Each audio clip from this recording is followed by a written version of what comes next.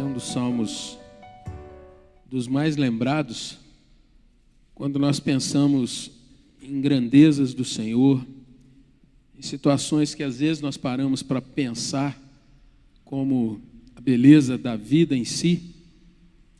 E para mim, de forma particular, esse é um salmo que vem muitas vezes ao meu coração.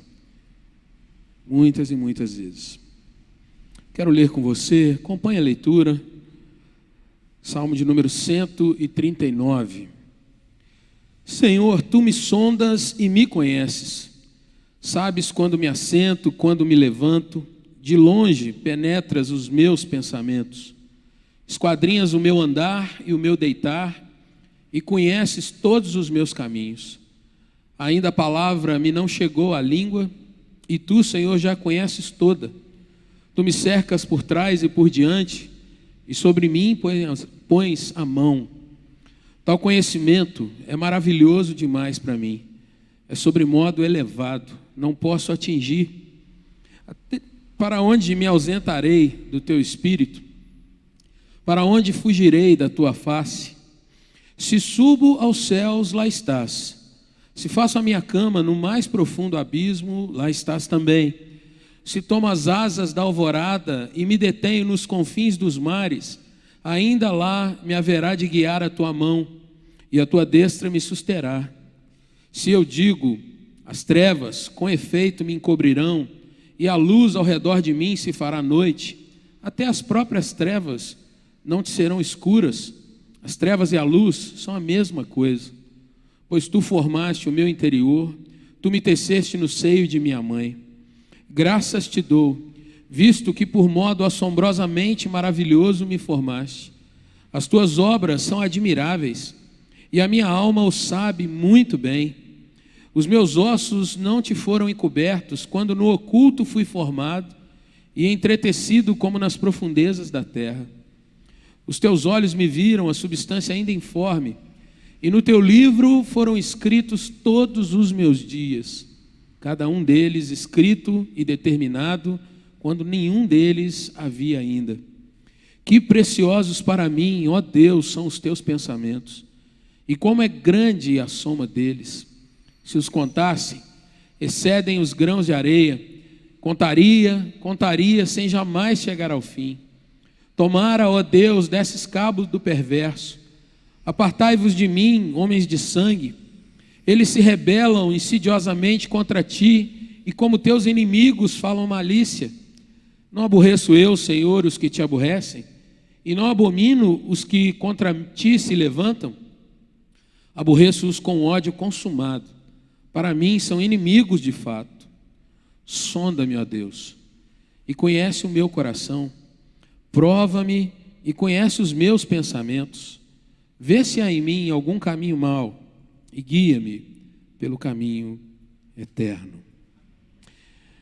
Queridos irmãos, se tem algo que é muito lindo, de fato, bonito, belo e profundamente libertador, que traz de fato liberdade ao nosso coração e à nossa mente, é quando nós vamos tendo a compreensão um pouco aumentada a cada dia sobre como Deus nos ama de fato, como Deus nos gosta, nos quer, mas também quando nós compreendemos como algumas vezes nós fugimos desse amor.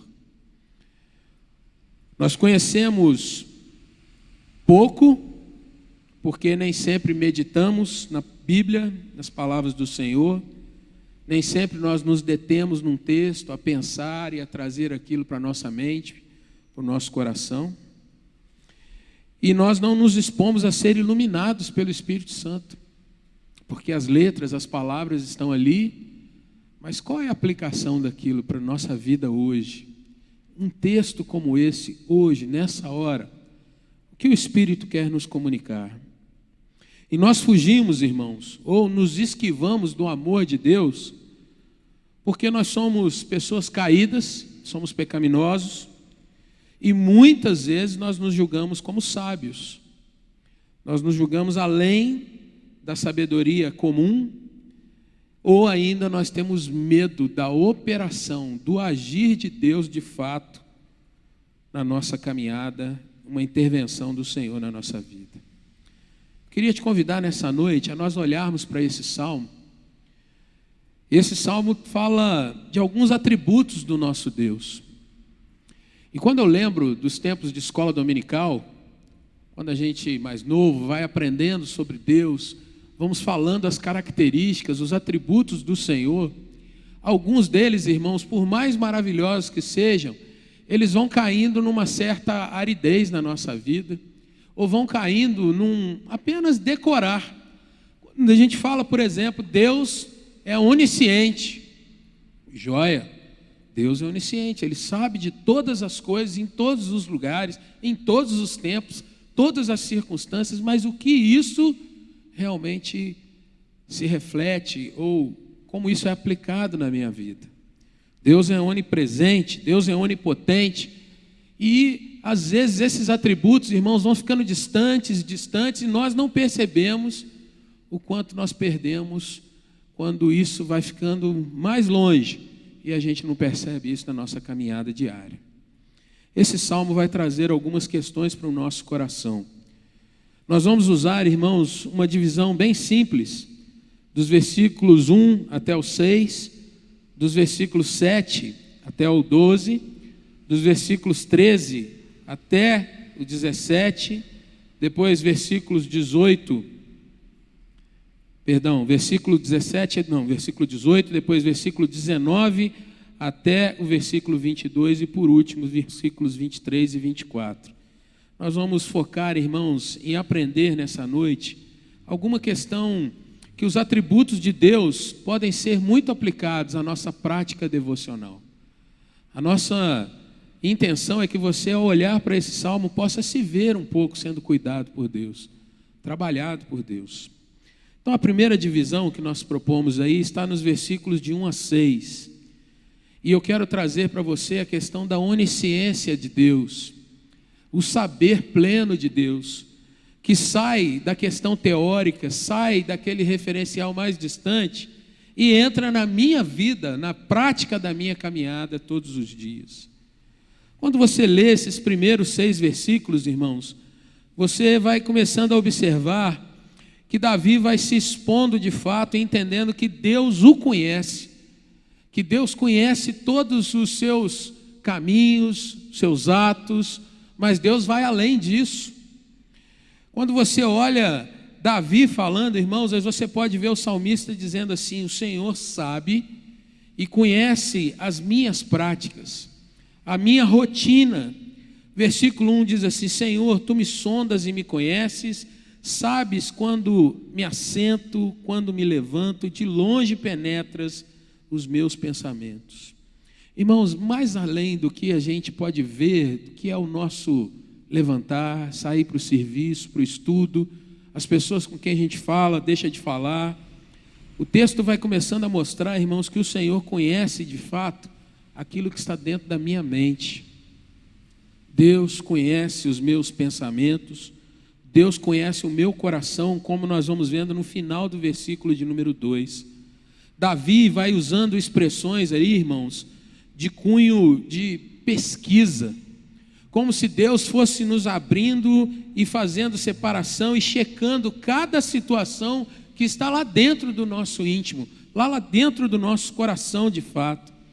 Ele usa, irmãos, essa expressão sondar, conhecer, o saber de Deus, né? Ele vai mostrando para nós situações como a pesquisa, o exame detalhado de cada ponto da nossa caminhada. E aí, a gente vai olhando para algumas questões do nosso dia a dia, que a gente nem sempre para pensar que Deus sabe sobre nós. O versículo 3, ele esquadrinha o meu andar, o meu deitar, ou seja, quando eu estou em plena atividade ou quando eu estou na mais profunda calmaria, e ele conhece os meus intentos, os meus caminhos. O verso 4, irmãos, tem uma questão que parece muito direta quando nós olhamos a uma primeira vista, mas há algo que a gente aprender também e trazer para a nossa consciência, já a título também de aplicação. Ainda a palavra me não chegou à língua, e tu, Senhor, já a conheces toda. Alguns comentaristas vão dizer que aqui, irmãos, há um duplo significado nesse versículo de número 4. O primeiro deles, que é o mais direto, quando você lê aí, significa que Deus sabe o que nós vamos dizer, por exemplo, quando estamos orando, muito antes da gente falar.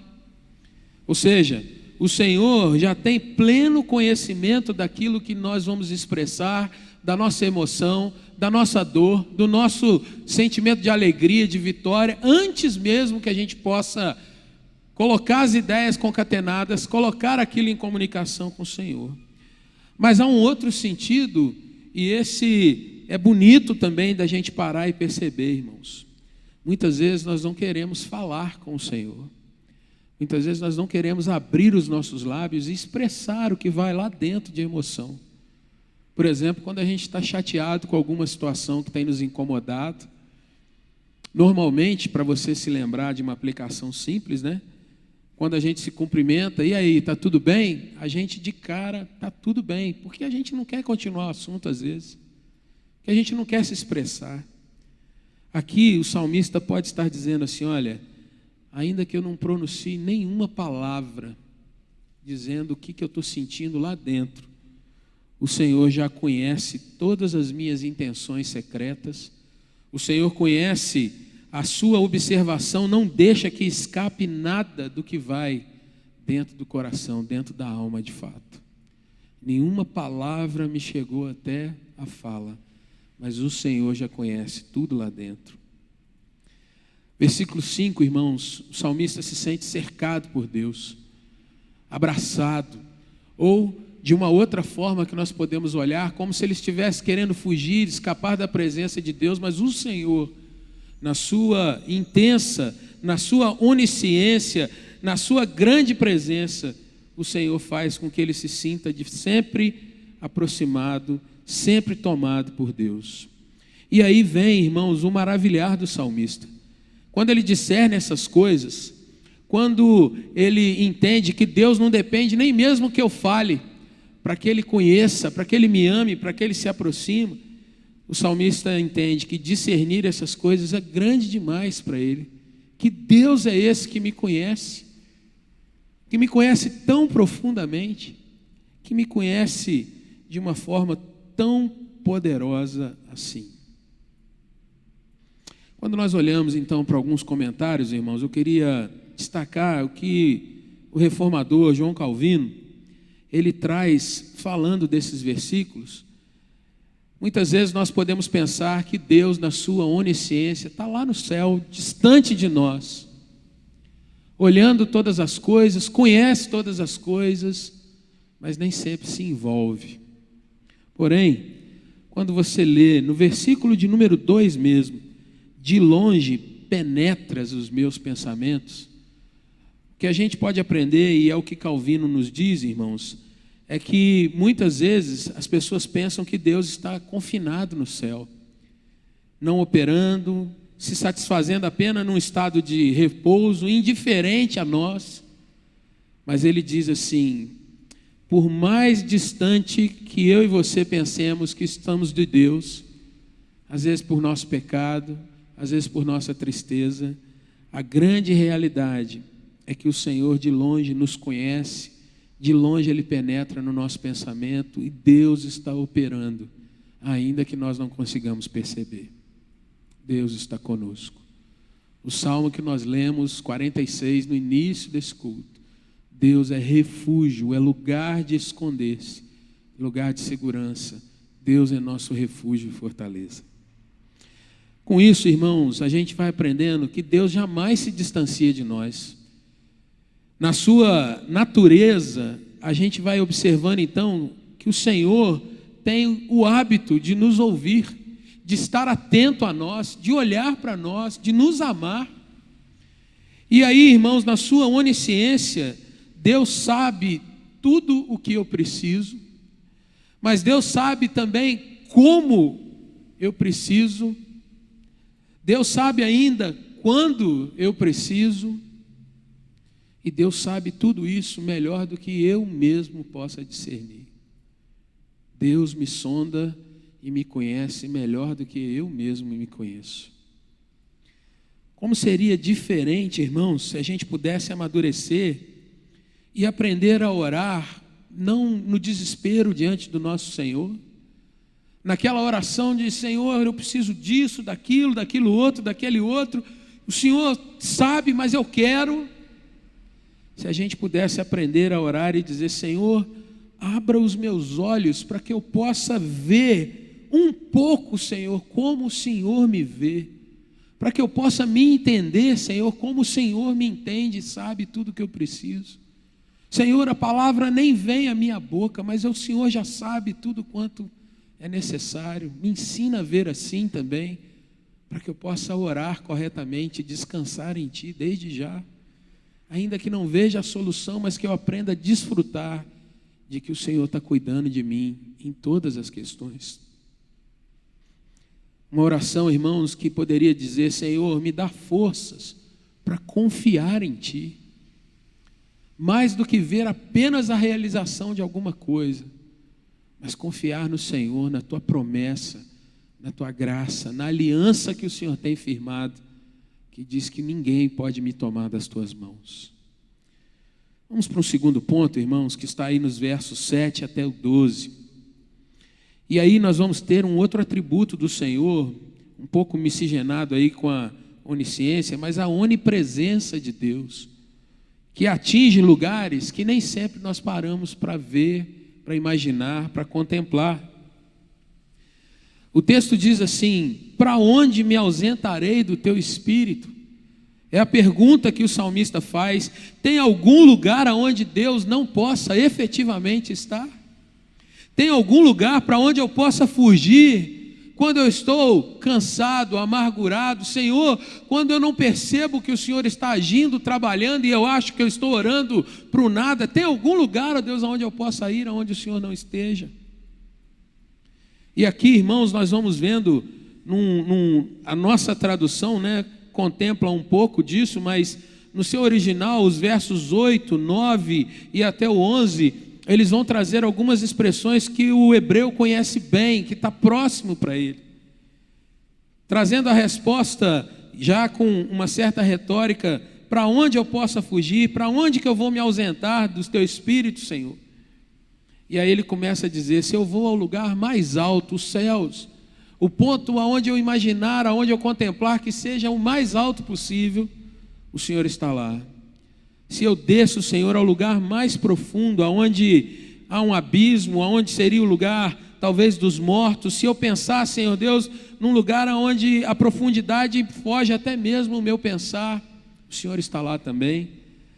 Se eu vou para o extremo leste, versículo de número 9, aonde nasce o sol, aonde vêm as asas da alvorada, aonde, Senhor Deus, vêm os primeiros raios da manhã, se eu vou até lá naquele extremo, o Senhor está lá. E para o hebreu, se eu vou para o outro extremo, lá no oeste, para ele aqui a expressão confins dos mares, quando você olha para Israel e olha ao oeste, lá está o Mar Vermelho, e ele diz, se eu for lá para a profundeza, o extremo oeste, se eu vou do leste para o oeste, para qualquer extremo, o Senhor está em tudo isso. E aqui ele diz então, no mais alto, no mais baixo, de um ponto a outro, o Senhor está em todo lugar.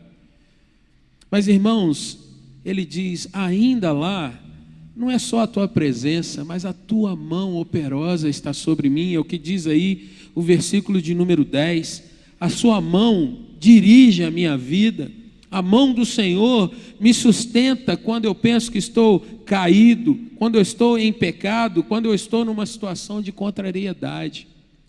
E aonde está o pecado nisso, irmãos? Quando você olha para o versículo de número 11. Muitas vezes nós pensamos que esse versículo se refere apenas à noite, mas esse versículo se refere também à escuridão da nossa alma quando nós pecamos contra o Senhor. E normalmente, quando a gente erra contra alguém, a gente tende a fugir da presença dessa pessoa. Quando eu cometo alguma coisa que prejudica, se eu estou em dívida, se eu estou em alguma situação que há reprovação, a tendência é que eu fuja da presença de alguém. E aqui o salmista vai dizer, se eu digo, ou se eu afirmo para mim, olha, a escuridão vai me encobrir de tal sorte que lá eu não serei visto por Deus. A luz ao redor de mim se fará escuridão, trevas, noite. Aí ele diz no versículo 12, trevas e luz são a mesma coisa quando o Senhor está aqui. Não tem nada que o Senhor não possa contemplar. Não tem lugar onde eu possa me esconder e fugir da presença de Deus. Irmãos, isso traz para o meu coração a questão de que às vezes nós pensamos que Deus não pode nos ajudar quando nós estamos caídos, quando estamos num relacionamento ruim dentro de casa. Às vezes nós pensamos que o Senhor não está enxergando, não está agindo sobre nós quando estamos numa crise com o nosso trabalho, quando as nossas lutas aí com o dia a dia vão se avolumando e a gente pensa, será que Deus não está me acompanhando nessa hora? Será que o Senhor é capaz de me perdoar diante de um pecado tão grave, diante de uma situação tão hostil? E ele responde, até as próprias trevas não te serão escuras. É como se o Senhor tivesse, irmãos, um farol daqueles gigantesco, capaz de fazer com que o sol brilhe plenamente em todo o tempo, de tal sorte que nada fique oculto, mas também nada deixe de ser tratado por nosso Deus. Isso faz, irmãos, com que a gente possa ter a confiança de deixar cair aquelas máscaras que às vezes a gente carrega. Não essa máscara que você está usando agora aí, né? Mas aquela máscara em que a gente sempre afirma que está tudo bem, quando nem sempre está tudo bem. Que a gente afirma que não precisa de nada, quando às vezes o nosso coração está sangrando, precisando de ajuda. Quando a gente afirma que estamos em plena corrida com o Senhor, quando às vezes nós estamos quebrantados, precisando de um fôlego novo, o Senhor está conosco. E o Senhor pode nos guiar e nos cuidar. Esses versículos, irmãos, nos ensinam que o Senhor está em todo lugar comigo, em todo tempo, em todas as circunstâncias. Isso quando eu imagino que alguma coisa possa me encobrir ou deixar que eu fique escondido do Senhor, algo de ruim que eu penso eu faço. Nós precisamos entender que não há nada que impeça que o Senhor nos alcance. Não sei como tem sido sua caminhada nesses últimos dias, mas Deus está perto, querendo te ajudar. Deus está perto, te contemplando. Por mais, às vezes, distante que você se sinta, Deus está perto. Pode transformar todas as coisas. Verso 13 a 18, Davi vai falar agora, irmãos, da onipotência do Senhor, um Deus que é tão poderoso, que ele, Davi, vê esse poder na sua própria vida, ao ser criado por Deus. Aqui, irmãos, ele vai dizer, o Senhor me formou desde uma forma que eu não tinha ainda, era sem forma, era completamente disforme, embrionário, estava dentro de minha mãe, mas o Senhor me teceu, o Senhor me esculpiu. E ele começa então, irmãos, a mostrar que isso também o assombra, o maravilha. O versículo 14 vai trazer isso. Eu te dou graça, Senhor, eu te louvo, eu realmente te adoro, porque de um jeito que eu não consigo explicar, de um jeito que eu não consigo estabelecer nenhum tipo de desenho, de tamanho, um milagre que eu não consigo associar a nada, o Senhor me fez dessa forma. As tuas obras são admiráveis, a minha alma sabe o quanto é maravilhoso o teu agir sobre mim. Os meus ossos não te foram encobertos, ou seja, o Senhor via e tecia cada etapa da formação daquele homem, desde o ventre, sua gestação, o andamento de toda a situação, até que ele viesse de fato a se tornar um ser humano, nascido, vivendo na sua caminhada. Aqui, meus irmãos, a gente pode pensar em algumas coisas. Nós estamos entrando no mês de Natal. Será que nós podemos trazer, irmãos, se nós temos ainda no coração queimando, aquele assombro, aquela maravilha, não mais de um homem natural apenas que nasce, mas da criança que é gerada, que na realidade é o Filho do Deus vivo, que se encarna, se torna um embrião, se torna um de nós. mas carregando toda a divindade dentro de si para nos salvar, para morrer a nossa morte. Nós lembramos, irmãos, esse é o primeiro dia do mês de Natal. Será que nós nos lembramos do grande milagre que é Jesus ter vindo e se encarnado por nós? Será que nós podemos trazer ao nosso coração: graças te dou, Senhor, porque de um modo assombrosamente maravilhoso o Senhor me formou, mas de um modo ainda mais assombrosamente maravilhoso o Senhor me fez de novo, nova criatura, vida nova em Cristo Jesus. Eu não sou mais o velho homem, a velha mulher, mas eu sou um novo ser pelo poder de Jesus. Davi agradecia a Deus, irmãos, porque ele, Davi, sabia que tudo o que havia na sua vida estava debaixo do controle do Senhor. Se você olhar aí, versículo 16, ele vai dizer: cada passo, cada obra, cada situação, cada um dos meus dias foi escrito, determinado, decretado por um Deus que conhece todas as coisas. E ele, Davi, irmãos, sabia que isso foi decretado quando não havia nenhum deles ainda, final do verso 16. E aí, novamente, irmãos, uma expressão de adoração: que preciosos para mim, ó Deus, são os teus pensamentos. E não só preciosos, mas quantos são, como são grandes, que inúmeros são. Às vezes a gente pensa na nossa vida, irmãos, e pensa que Deus está inoperante, distante. Se a gente trouxesse o pensamento de Davi para a nossa caminhada, veja quanta coisa que acontece contigo, e como Deus está sempre presente e agindo em cada situação nossa. O Senhor que te deu vida de um modo assombrosamente maravilhoso, o Senhor que escreveu os teus dias, aqueles mais difíceis e aqueles mais alegres, Deus está no controle de todos eles, mas não só dos seus, da pessoa que está aí do seu lado. Deus escreveu e escreve, e você ou é parte disso, ou essa pessoa é parte dos seus dias, e um outro irmão, outra irmã com quem nós temos relacionamento, e nós como igreja, e Deus controla tudo isso, e controla a igreja dentro da cidade, controla a cidade dentro de um mover maior sobre uma nação. Sabe, irmãos, isso deveria trazer ao meu coração e ao seu coração o quanto é grande o Deus que nós servimos.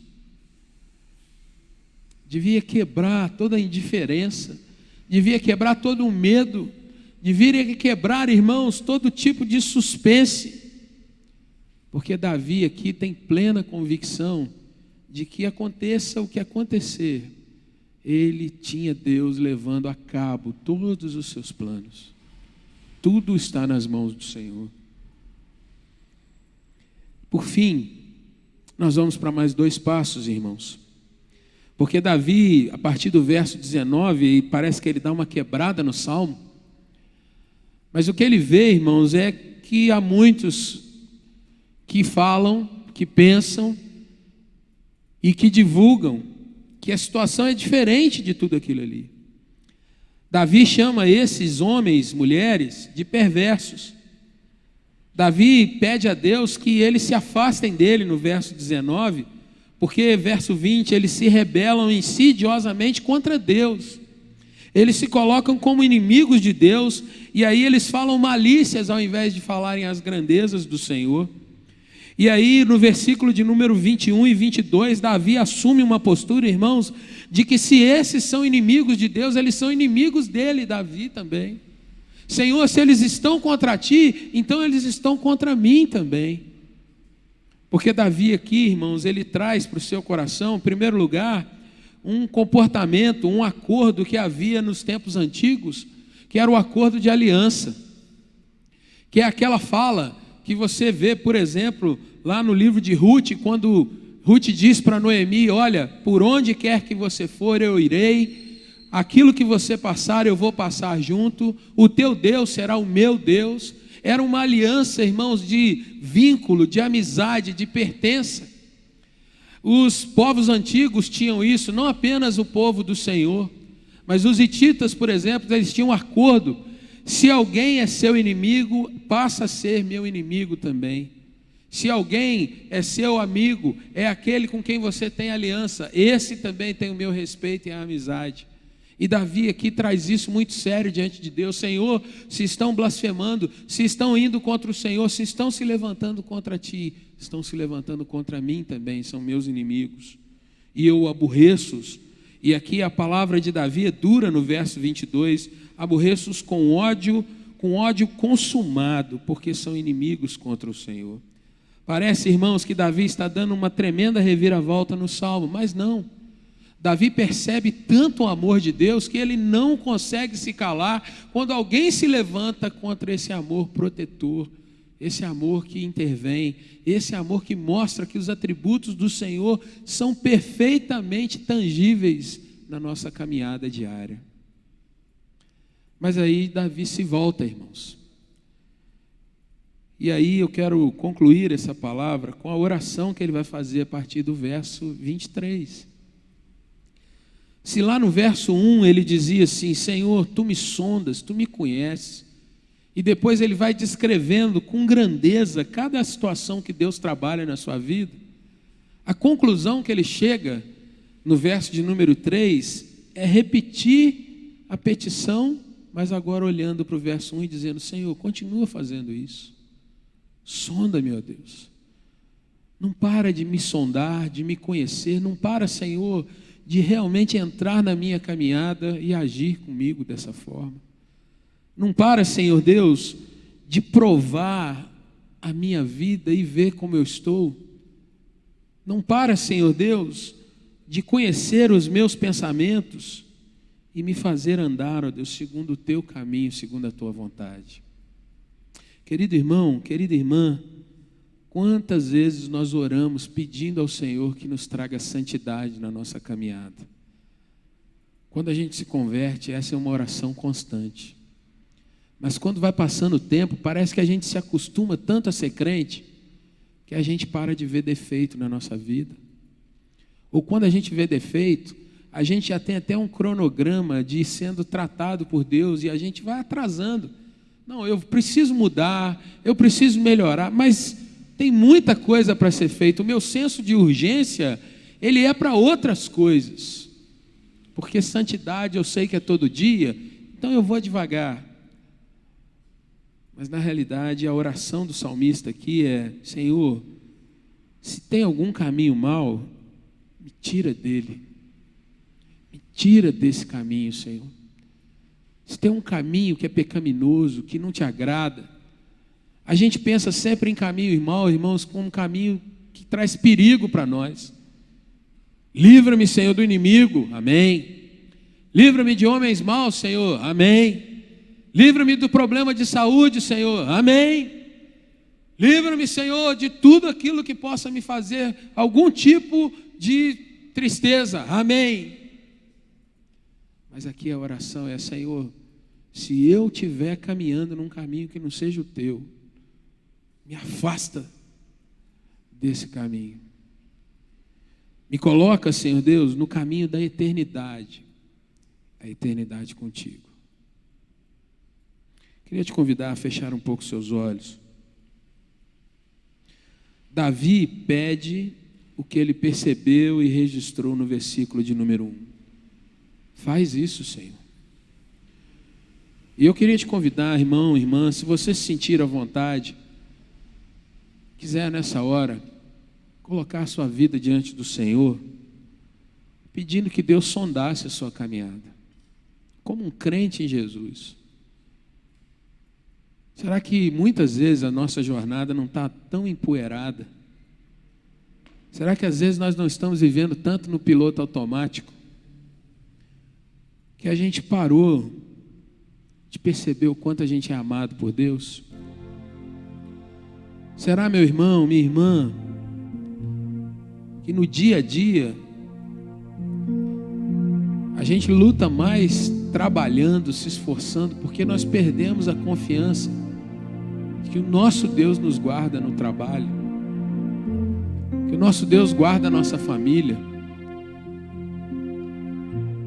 Nesses tempos de tantas situações estranhas que têm se levantado, muitas perdas, muitos sobressaltos. Será que nós não perdemos, irmãos, aquele hábito de orar pedindo: Senhor, santifica a minha vida, me dá santidade, Pai?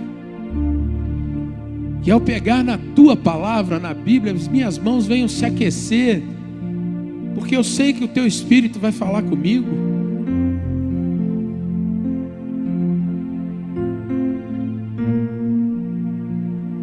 Queria te convidar, querido irmão, a pensar como é que está a sua linha de intimidade com o Senhor.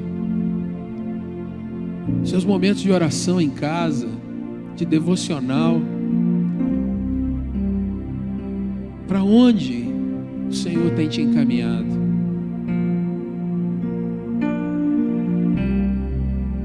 Quantas vezes nós deixamos de orar por santidade, por alegria, por percepção, discernimento, e as nossas orações se resumem a ter dinheiro, a conquistar coisas, pessoas, a ter sucesso. E Deus pode nos dar tudo isso e muito, mas muito mais. Mas o melhor que a gente poderia ter, a gente se esqueceu de pedir, que é a presença do Senhor conosco. Davi era um rei e pedia a Deus que o sondasse, que o tirasse de um caminho de trevas e o colocasse num caminho de luz. Você talvez seja o rei do seu lar, a rainha do seu lar. E talvez o Senhor não tenha podido entrar muitas vezes lá, porque talvez você ache que Deus, que é onisciente, onipresente, onipotente, mas às vezes a gente acha que Ele está distante de nós. Nosso Deus, no nome santo de Jesus, toma o teu servo e a tua serva nessa noite nas tuas mãos, Pai. Toma a minha vida, a vida do irmão que está em casa, da irmã que está em casa. Em nome de Jesus, ó Deus, visita a tua igreja, Pai. Visita-nos, ó Deus, com o mover do Senhor na nossa alma cada dia, para que a gente não venha perder de vista, Senhor Deus, que o Senhor está perto de nós. Que o Senhor, ó Deus, na sua onisciência, o Senhor pode nos sondar, transformar o nosso coração para Ti. O Senhor pode nos dar uma vivência e experiências grandiosas com o Espírito do Senhor. Ó Deus, em nome do Senhor Jesus, eu peço, Pai, que nesse mês de dezembro que nós estamos iniciando hoje, Pai, que o sentido do Natal, da encarnação do Verbo, que o conhecimento não teórico, mas a experiência com Jesus seja verdadeira nas nossas vidas, Pai. Para que nós possamos cantar e declarar: eu sei o sentido do Natal, pois na história tem o seu lugar. Cristo veio para nos salvar. E de fato, tudo Ele é para mim. Santo Deus, eu te peço, Pai, que o Senhor venha renovar a Tua graça, o Teu mover na nossa caminhada, Senhor, para que nós sejamos a cada dia, Deus, crentes melhores. Gente, ó Deus, que é tocado por Ti, curado por Ti, Senhor. Que, ó Pai, o nosso conhecimento da Tua palavra saia, ó Deus, desse conhecimento árido, arenoso, chato, e venha, Senhor Deus, para um conhecimento de vida, de oração, de experiências contigo, de autoridade, de conversões, de poder, de pregação do Evangelho onde a gente estiver. Ah, Senhor, manifesta o Teu poder na nossa vida, Pai. Permita, ó Deus, esse Evangelho empoeirado, enfadonho, cansativo, apenas, ó Deus, de medo às vezes, mas que a gente, ó Deus, tenha o espírito de alegria, de aventura, de estar nas mãos do Senhor e desfrutar desse tempo, Pai. De ter alegria e encontrar com os irmãos, do sorriso do crente de verdade. Faz esse salmo, Deus, realmente saltar na nossa caminhada. A glória do teu nome, Senhor. Se há alguém nessa noite que não te conhece, Pai, que o Senhor se revele. Que o Senhor tome essa vida nas tuas mãos. Que o Senhor, ó Pai, realize a tua obra, que é toda tua, Pai. E que o Senhor, ó Deus, realmente se sirva em nos abençoar. Se alguém tem passado por lutas, Pai, que seja o tempo de transformação, do milagre do Senhor. Enfermos sejam curados. Portas abertas, ó Deus, aonde a gente vê somente paredes. Que o Senhor, ó Deus, trabalhe na comunhão do lar, ó Deus, da família. Que nós confiemos no Senhor, ó Pai. Que no nome de Jesus, o Senhor e somente o Senhor seja exaltado. Essa é a nossa oração. Com gratidão no coração, Pai. Porque o Senhor é Deus. O Senhor é bom. Louvado seja o teu nome. Amém, Senhor.